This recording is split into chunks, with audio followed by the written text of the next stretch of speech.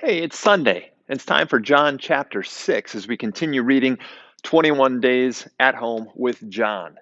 Hopefully, if you're part of the Calvary family, you were able to worship with us online and gather together with some brothers and sisters this morning already. This is being pre recorded, so I'm not going to comment on that or anything. But ideally, you had a chance to do that. If not, you can hopefully find a recording of that as well at the Calvary website, calvaryslz.org. With that said, let's jump into John and see what's in chapter 6. Now, there's a lot of talk about bread in chapter 6, and of course, it opens with the feeding of the 5,000, and 5,000 was at that time, it would be common to count the men in the presence there. And a good way to think about that, and I think a culturally correct way to think about it, is really you're counting heads of households. So 5,000 households were present, and that's who Jesus was feeding.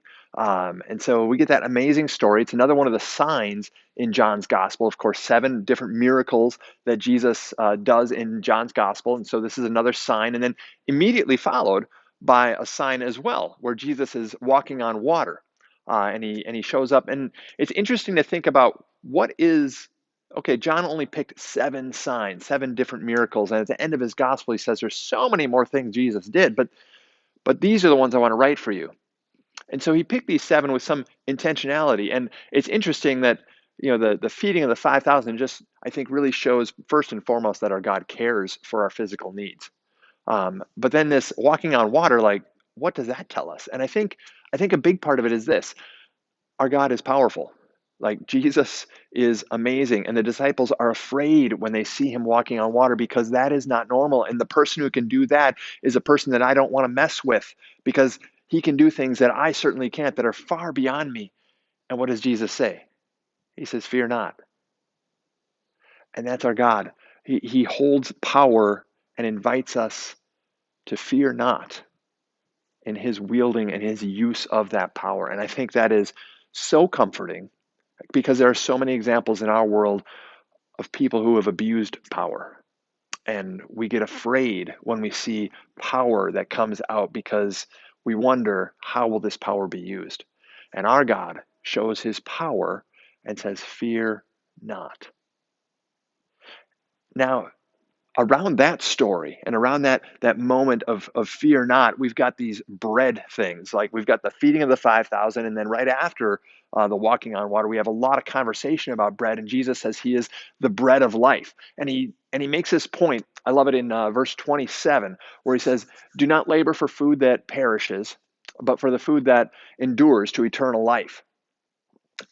And there's a whole conversation around that as you read John 6 about priorities and what is really important. And, I've had this conversation with my son lately about, we might not have all the things that you're used to and all the options, even around like breakfast, for example, and the number of cereals, because in the Bay Area, and I think in a lot of other places too right now, uh, grocery stores aren't stocked like we're used to. Even in the bread aisle, in this context of bread, like, there are very few options. And sometimes there's no bread. There is food in the store, but we don't have the options that we're used to. And I think Jesus, in his words, is reminding us, and in this context, reminding us to think in terms of priorities. And not just in terms of what I desire and what I want, but what I actually need. And what I strive for being what is truly important and what is truly lasting. Because he also centers us on the will of God for us. And he's shown us in that feeding of the 5,000 that his desire is for us to have what we need in this life, but that the God's will is actually that all would know Jesus, that all would come to be saved. Because in verse 40, that's exactly what we're told. "This is the will of my Father," Jesus says, "that everyone who looks on the Son and believes in him should have eternal life, and I will raise him up on the last day." And that is a huge, huge comfort. Now, Jesus goes on teaching in chapter 6 too, and then all of a sudden things get really difficult for people who've been following him, and they start wondering, okay, is this somebody that I really want to be with? And what's this going to all be like? And Jesus lays out some truth in terms of what it means to prioritize well, and what it means to follow him, and what it means to receive from him. And we're told that many people turned back. Because sometimes the truth is hard, because sometimes giving up other things is hard, because sometimes putting all of my hope in this one God who showed himself to be powerful and has invited me to fear not can be really difficult. And sometimes we find ourselves in a similar place where we wonder, can I really follow? Can I really trust? And the question is posed to us. And I would propose that you and I can be and are of those who answer with Peter.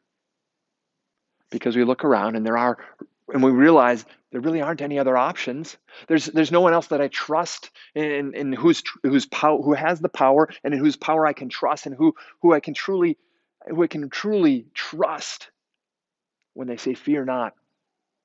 And so we say, Lord, to whom shall I go? You alone have the words of eternal life. There's no place else to turn. But we have one to whom we can turn, one who has told us to fear not, one who has told us that he is all and shown us that he is all powerful, and whose will is that we should live with him eternally. And so fear not and turn to him, turn to Jesus. I want to invite you today to do this as we've talked a little bit about bread and about priorities and some pretty serious stuff. I want you to have a little fun.